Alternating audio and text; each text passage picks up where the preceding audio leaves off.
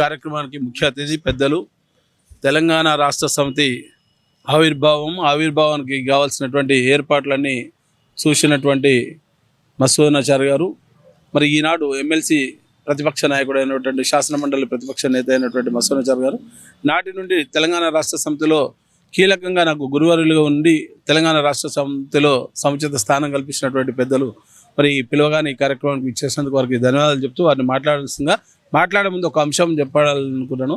ఆ రోజు జరిగిన సంఘటన కొంతమంది వక్రీకరించుకుంటూ మాట్లాడుతున్నారు. ఆ రోజు సినిమాలలో కూడా కొంత వక్రీకరించి తీసినటువంటి దాఖలాలు ఉన్నాయి.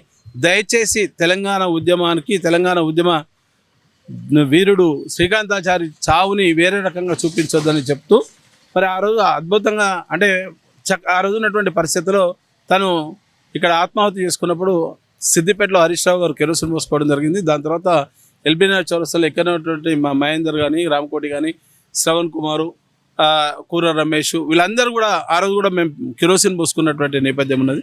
దాని తర్వాత పెట్రోల్ పోసుకొని ఒంటికి నిప్పట్టించుకున్నటువంటి ఉన్నది. దాన్ని అవహేళనగా మాట్లాడుతున్నటువంటి కొంతమంది వ్యక్తులు, సంబంధం లేనటువంటి వాడు ఈరోజు టీఆర్ఎస్ పార్టీలో మంత్రులుగా చేసినటువంటి వాళ్ళు కూడా ఆ రోజు అపహాస్యం చేసే విధంగా శ్రీకాంతాచారి డెడ్ బాడీని పాలకుర్తి తీసుకుపోదాం, అతను పుట్టిన ఊరు పొడిచెడు గ్రామం అమ్మన్పల్లిలో చదువుకొని మాయమ్మడి ఉండి ఇదే చేతనపులో తిరిగినటువంటి విద్యార్థి నాయకుడు. కానీ ఎవరికి వారిని ఓన్ చేసుకునేటువంటి క్రమంలో చరిత్రని తప్పు చెప్పే విధంగా అంటే భారత స్వతంత్ర సంగ్రామం మనం చూడలే, కానీ తెలంగాణ స్వతంత్ర సంగ్రామం మనం చూసినాం కాబట్టి మేము దగ్గర నుండి చూసినాం.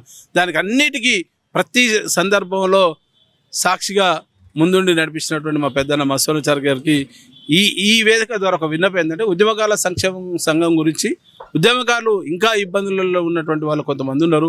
ఒకవేళ అవకాశం ఉంటే ఈరోజు ఉన్నటువంటి భారత రాష్ట్ర సమితి ఎల్ఎస్ టీఆర్ఎస్ పార్టీ మరి ఎక్కడైనా అవకాశం ఉన్న కాడికి వాళ్ళని ఉద్యమకారులని కొంచెం వారికి ఒక ధైర్యం చెప్పే విధంగానో మనోధైర్యం కల్పించే విధంగానో 10 సంవత్సరాలు కేసీఆర్ గారికి దూరంగా ఉన్నటువంటి నేపథ్యం ఉన్నది. ఈరోజు ఆ ప్రభుత్వం రాకుండా ప్రతిపక్షాలు కూర్చున్న దానికి కొంత దాఖలాలు ఉద్యమకారుల యొక్క నిస్సాయతను, ఉద్యమకారుల యొక్క ఏ రకమైన విస్మరించిన దాన్ని చూడకుండా మీరన్నా లీడ్ తీసుకొని ఉద్యమకారులందరినీ మమేకం చేసే విధంగా తీసుకుంటే తప్పకుండా మరొకసారి కేసీఆర్ గారు అధికారంలోకి వచ్చి అందరికీ కొంత న్యాయం, తెలంగాణ రాష్ట్ర ప్రజలకు న్యాయం జరిగే విధంగా ఉంటుందని చెప్తూ ఈ కార్యక్రమానికి ముఖ్య అతిథిగా ఇచ్చేసినటువంటి మా మదనని మాట్లాడుతూ కూర్చున్నాను.